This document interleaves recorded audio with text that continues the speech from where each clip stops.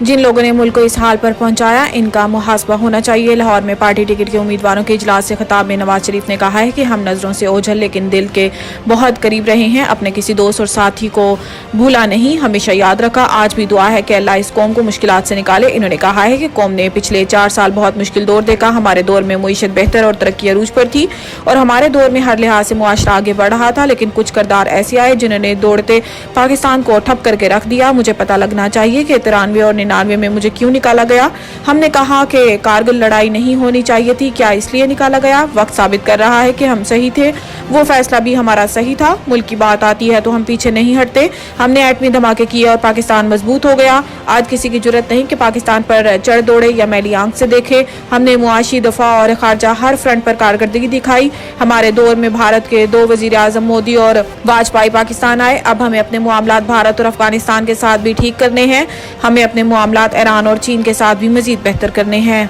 Askari tower जलाओ घिराव case में असद उमर की जमानत खारिज। लाहौर के इंसदाद दहशतगर्दी की अदालत के जज उभर गुल ने असद उमर के खिलाफ अस्करी टावर जलाओ घिराव के मुकदमे में असद उमर की हाजिरी मुआफी की दरखास्त पर फैसला सुनाया और दरखास्त मुस्तरद कर दी। अदालत ने अदम पैरवी की बुनियाद पर PTI के साबिक जनरल सेक्रेटरी की जमानत खारिज कर दी।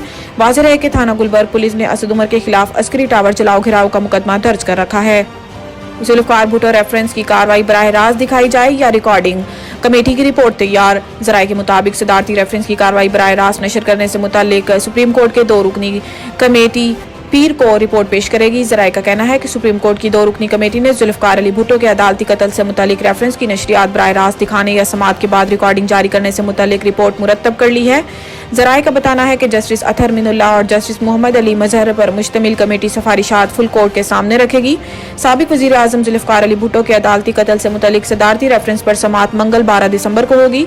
चीफ जस्टिस काजी फाइजीसा की सरबराही में 9 रुकनी लार्जर बेंच दिन 11 बजे समाअत करेगा।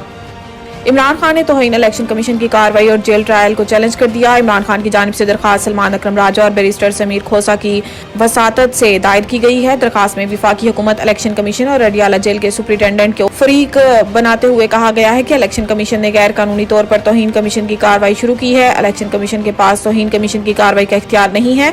दरखास्त गुजार के मुताबिक इलेक्शन कमीशन ने इस केस में जेल ट्रायल का फैसला किया है जो गैर कानूनी है। जेल में खुफिया ट्रायल आइन के आर्टिकल 4 की खिलाफ वर्जी है। लाहौर हाईकोर्ट में दायर दरखास्त में कहा गया है कि इलेक्शन कमीशन ने 13 दिसंबर की तारीख जेल में फर्द जुर्म की कार्रवाई के लिए मुकर्रर की है। अदालत इलेक्शन कमीशन का जेल ट्रायल करने का फैसला कलअदम करार दे।